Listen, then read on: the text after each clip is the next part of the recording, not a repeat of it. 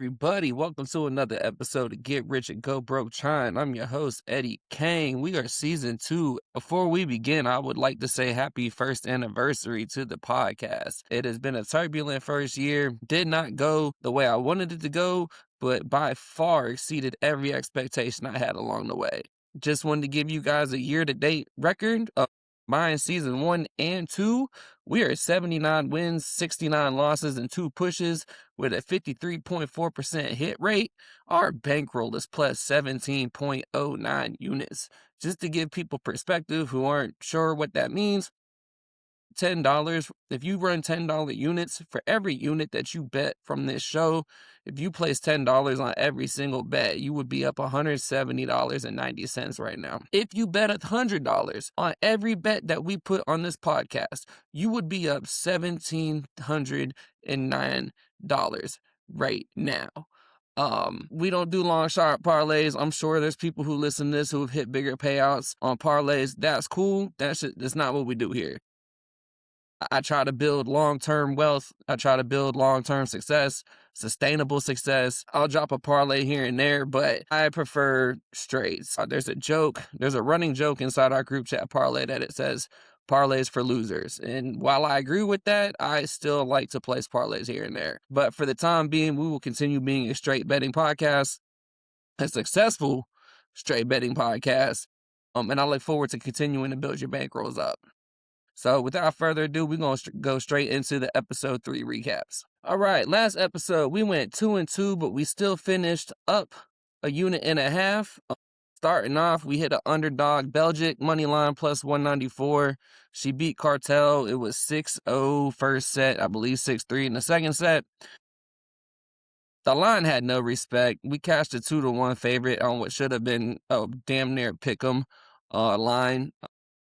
Cartel hasn't really played anybody all year. Belgic had just beat Ostapenko, and after that, she beat Alexandrova. She beat Towson in the semifinal, and then she beat Alexandrova in the final to win.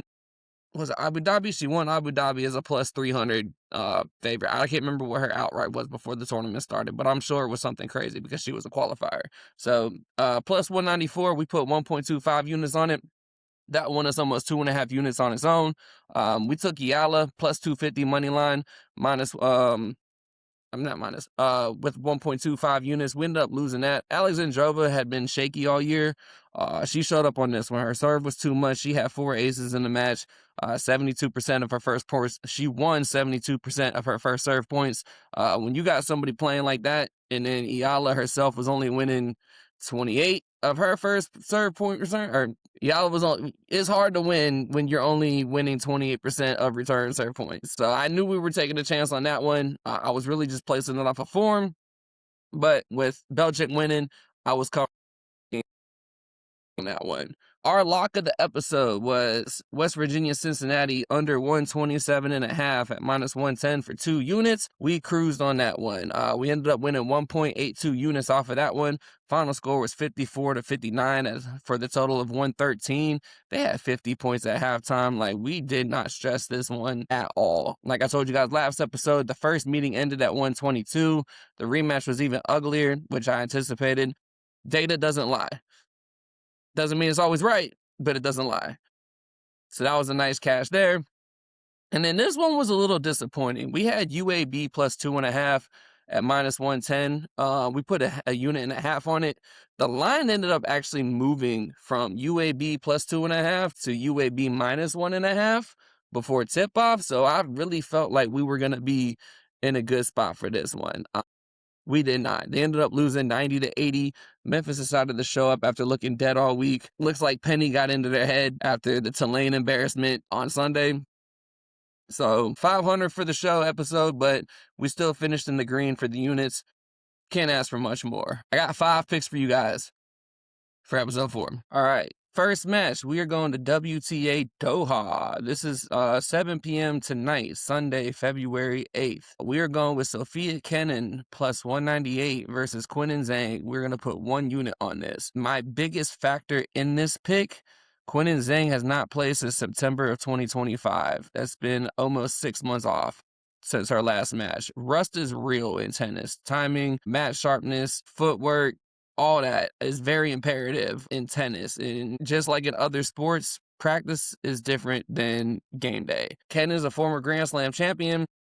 She knows how to compete. She's not going to be a pushover. She's been playing. She's battle tested. And I'm getting 2-1 odds on a player who's experienced versus someone who hasn't played in 5 months and needs to shake some rust off. Yes, Zhang used to be a top 10, top 15 player in the world. 5 months off is 5 months off. 2-1 odds, I'm going to take that almost every time. Almost burned me on the last episode because I started to take Arthur Feast, but I didn't like the matchup, so I didn't play it, and it ended up working out to our advantage because Feast won. Women's tennis is a lot more volatile, so I'm going to take the plus money, and I'm going to take Sophia Kenin at plus 198, 1 unit. All right. Picks 2, 3, and 4 are all in ATP Rotterdam. They all have a Monday 5 a.m. Playing time. I don't think they're all going to play at 5. The first match will be at 5. I'm assuming 2 of them will be played later. It's hard to get exact tennis times a day in advance because they have to wait for all the matches to finish, and there are some Rotterdam qualifying matches still playing currently. But we're able to record this podcast long enough time for you guys to get these bets in. So because we have the odds, I don't mind taking chances on these a day in advance. We just don't know the exact timing yet. But the first pick is Alexander Vucic, plus 174 versus Stan Wawrinka. Stan Wawrinka is 40 years old. This is his last year on the tour. 2-time Grand Slam champion. Very respected in the game, but he's been playing a lot so far this year. He's played 5 matches in the last 3 weeks, including 2 5-setters in the Australian Open. He's got a lot of miles, not, over the course of his career, but just this year, he's already got a lot of miles on his legs. The indoor court in Rotterdam is a faster service that tends to favor Vucic in his game a lot more than it does Wawrinka. You're giving me plus 174 on a 27-year-old versus a 40-year-old not named Novak Djokovic.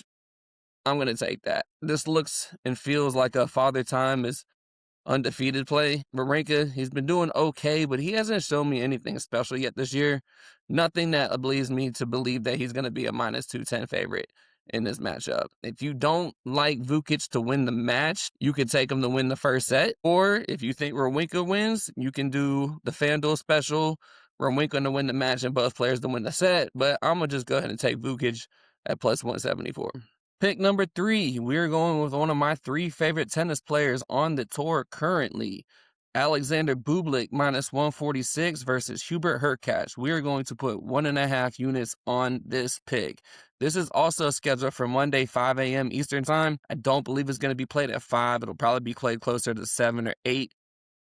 Bublik is currently in the top 10. I believe he is number 10 in the world right now. He's in the best form of his career, playing the best tennis he's ever played. If you paid attention to previous episodes, we used to fade him because, as I told you guys, he used to be a big party animal. The man would win tournaments, get drunk, and then lose first round the very next tournament that he played, even though he'd be a heavy favorite. He's a family man now. He's talked about it in his press conferences. He's eating healthier. He's not going out and partying as much. He's married. He now has kids. Like, he's a family man. He goes home to his wife and his kids now. Mentally, I feel like he is in a whole different dimension than where he was, even this time last year. But even the party animal Bublik was one of 3 people to beat Jannik Sinner last year? If you beat Jannik Sinner, you have talent. The man has all the talent in the world. He just never applied himself mentally. I believe he's turned that corner. Personally, I think he's gotten a taste of greatness and success, and I think he wants more of it. Minus 146 against a Hurkacz, who is solid but very inconsistent. Bublik serves bombs, bro. I like my guy. At 146, it's very hard to not take him, even though it's in my sweet spot of fading. For those of you who listened to the show previously, anything between 130 and minus 130 and minus 190, I tend to avoid. I'm going to make an exception on this one because I do believe Bublik is just mentally on another level right now. So Bublik minus 146, unit and a half, send it in. Pick number 4. Talon Greek Sport, minus 150 versus Giovanni and Pesci Pericard. Giovanni and Pesci Pericard. We're going to put a unit and a half on this. Now, I'm going to be completely transparent and honest. About 35% of my choice for choosing this pick is hate picking Perry Card. I picked Perry Card on this podcast a lot last year and he lost. I picked Perry Card more in my personal betting last year and lost a lot of money. So yeah, I'm hate picking roughly 30% on this one. This other 70%, just pure logic, pure reasoning. Perry Card's been in terrible form since winning Basel in 2024. He's very one-dimensional, arguably the best server on the tour. He's also the worst returner on the tour. When the serve's not falling, he literally has nothing else to go to. And even when his serve is on, you're more than likely going to go to a tie break with him because you're not going to break him, but he damn sure ain't going to break you. Greek Sport's a grinder. He's playing at home. It's a Dutch crowd inside his home country. I expect him to force Perry Card to play actual tennis, a lot of serve and volley. You're giving me a home crowd favorite versus an out-of-form one-trick pony at minus 150. I have no problem laying a unit and a half on that. Lock it in. All right. Last but not least, it's a sad day, y'all. I mean, it's a great day. It's always a great day. Any day that you wake up is a great day. But for football fans, it is a very, very sad day today. It is Super Bowl 60. It is the last football Sunday of the year. Girlfriends are rejoicing all around the world because they get their man back on Sundays. So y'all think. But 6:30, it's the beginning of the end. We're going with the Seahawks minus 4.5. 2 units, minus 118. The defense is real. Held San Francisco to 6 points in the divisional round, 141-6. Offense has showed up in both games, 41 points against San Francisco, 31 points against the Rams in the NFC Championship. They're averaging 36 points a game in the playoffs. The line opened up at Seattle minus 3.5. It moved to 4.5, which tells us that the sharp money's on Seattle. The one thing that will concern me, New England is a run-heavy team. They love to keep games ugly and control clock. There's no real major injury concerns on either team. The only one that's potentially there is Harold Landry, but the pass rusher for the New England Patriots, but I do not think he is inactive. I'm pretty sure he's going to play for this game. And as my father and all of my coaches have always told me, if you playing, there's no excuse. No dome. The game's going to be in San Francisco. That favors defenses in the running games. But I just don't. New England's a great defensive team. Not taking anything from them. Vrabel's done one hell of a job in his first year as a coach for the Patriots. Personally, I was hoping that Tomlin would step down last year so my Steelers could hire him. That did not happen. And really, once the Patriots fired Gerard Mayo, everybody pretty much knew where Vrabel was going. Both teams are 14-3. Seattle just feels a lot more dominant and in better form recently. Only question I have, I am convinced Seattle's defense will step up to the plate. Do we believe in Sam Darnold? And I cannot believe I am saying yes. The turnaround this man has had in his career is very commendable. The man was a top 5 pick.